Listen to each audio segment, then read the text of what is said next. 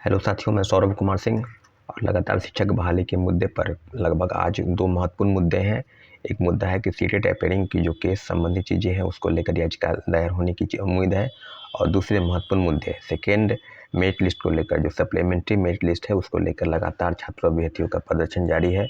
और लगभग आपको सबको पता है कि लगभग 4 दिवसीय सीटेट अपेयरिंग की मांग को लेकर 1 दिवसीय और सेकेंड मेरिट लिस्ट को 4 दिवसीय धरना प्रदर्शन गर्दनी बाग में हुआ था। और कई दिनों से सीटेट अपेयरिंग की छात्र को लेकर लगभग 10-12 दिनों से शिक्षा विभाग, बीपीएससी ऑफिस, मुख्यमंत्री सचिवालय आदि चीज़ों पर प्रदर्शन कर रहे थे, परंतु विभाग सरकार की तरफ से कोई उचित कदम नहीं उठाया गया। तब इसके पश्चात विद्यार्थियों के एक बड़े वर्ग ने एक फैसला किया कि सीटेट अपेयरिंग की मांग को लेकर पटना उच्च न्यायालय में याचिका दायर किया जाए। और सारी मांग बिल्कुल जायज़ है।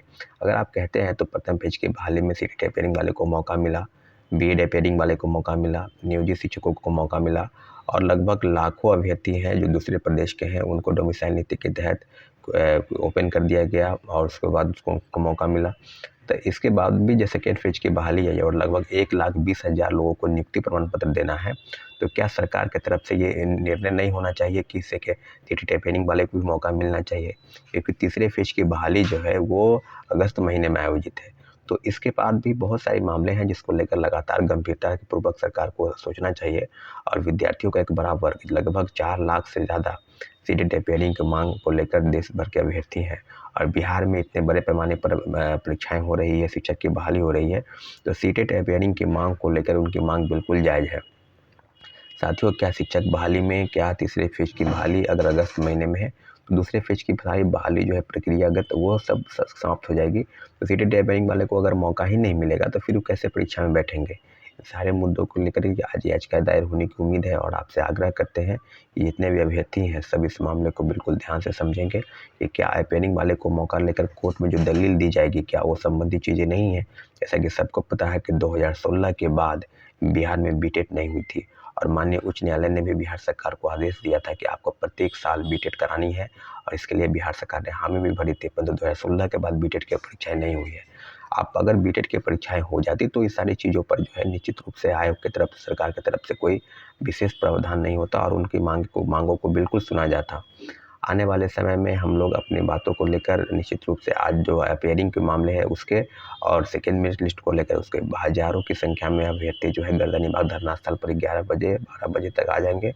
और सारे प्रेस वाले को हम लोग वहाँ बुलाए हैं। तो उम्मीद करते हैं कि जो सेकेंड मेरिट लिस्ट को लेकर जो बातें हैं वो बिल्कुल सरकार और आयोग के समक्ष अपने रखने का प्रयास करेंगे प्रेस के माध्यम से। क्या सेकेंड मेरिट लिस्ट में कितनी सीटें हैं? कई मामले आ रहे हैं कि लगभग 5,000 से ज़्यादा सीटें हैं। कई लोग बोल रहे हैं कि 20,000 सीटें हैं, 15,000 सीटें हैं, परंतु लगभग 17-18 जिलों से जो सूची आई है उसका जो आंकड़ा है वो अभी तक 5,000 ही था। परंतु अगर और जिलों से लगभग आधा से ज़्यादा जिले हैं जिनकी सूची अभी तक नहीं आई है। और 21-22 तक जो है उम्मीद है, यानी आजकल तक उम्मीद है कि वो पूरी सूची जो है शिक्षा विभाग और बीपीएससी को मिल जाएगी। तो उसके बाद शिक्षा विभाग जो है ओवरऑल डाटा को बताने का प्रयास करेगी कि कितनी सीटें विभिन्न जिलों से जो है जिला सिंचाई पदाधिकारी के स्तर से आई है। और सब मामले को लेकर एकजुटता होगी तब अब सेकेंड मेरिट लिस्ट जो निकालने की बात है उसको लेकर निकालने की जो चीज़ें हैं वो सामने आएंगी। तो उम्मीद करते हैं कि 15,000 से 20,000 रिजल्ट जो है प्रथम फेज की बहाली में सेकेंड मेरिट लिस्ट यानी कि सप्लीमेंट्री मेरिट लिस्ट निकाली जाएगी। और इसके लिए लगातार जो है सरकार और आयोग पर दबाव भी बनाया जा रहा है। तो आपसे आग्रह करते हैं कि जो चीज़ें हैं आज आप लोग भारी से भारी संख्या में गर्दनी बाग धरना स्थल पर आएँ और जो चीज़ें आपके माध्यम से सरकार और आयोग के समक्ष जाएगी उस चीज़ों पर हम लोग दबाव बनाने का प्रयास करेंगे साथियों। अब इसके बाद जो महत्वपूर्ण मुद्दा है कि क्या शिक्षक बहाली में फर्जीवाड़ा हुआ, कितनी सीटें नियोजित शिक्षकों को दी जाएगी, उसके लिए आज कैबिनेट की बैठक है।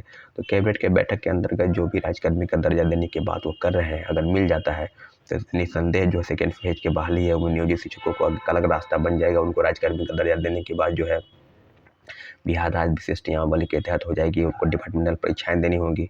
और अगर वो परीक्षा पास कर जाते हैं तो उनको राजकर्मी का दर्जा मिल जाएगा। परंतु एक उसमें जो जो अलग चीज़ें है उसमें अगर आप फेल कर जाते हैं तो आप जिस सेवा में हैं उस सेवा से भी आपको सेवा मुक्त कर दिया जाएगा।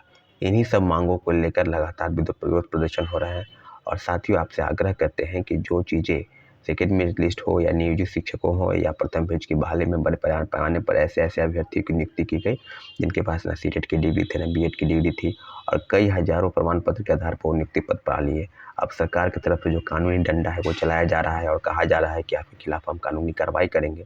तो जो भी चीज़ें आपके समक्ष होंगी या होने वाली हैं, उस सब चीज़ों पर शिक्षा विभाग और बीपीएससी की कड़ी नज़र है और हम लोग भी ये बात शिक्षा विभाग की तरफ से, आयोग की तरफ से ये बात स्वीकार करते हैं कि जितनी भी चीज़ें अगर शिक्षा विभाग और आयोग नहीं करेगी, तो हम लोग का पूरा प्रयास रहेगा ये सब चीज़ों पर कि शिक्षा विभाग और आयोग अगर फर्जी प्रमाण पत्र के आधार पर जो भी गलत नियुक्तियाँ हुई हैं, उन सब पर कानूनी कार्रवाई करेंगे। कई जिलों से सूचनाएँ, मुजफ्फरपुर से सूचनाएँ हैं कि शिक्षकों का वेतन रुका जा रहा है, वहाँ पर 80 से ज़्यादा शिक्षकों की नियुक्ति हुई है।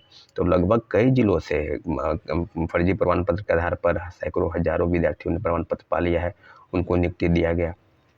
सारे मामले शिक्षक बहाली को लेकर बिल्कुल स्पष्ट है।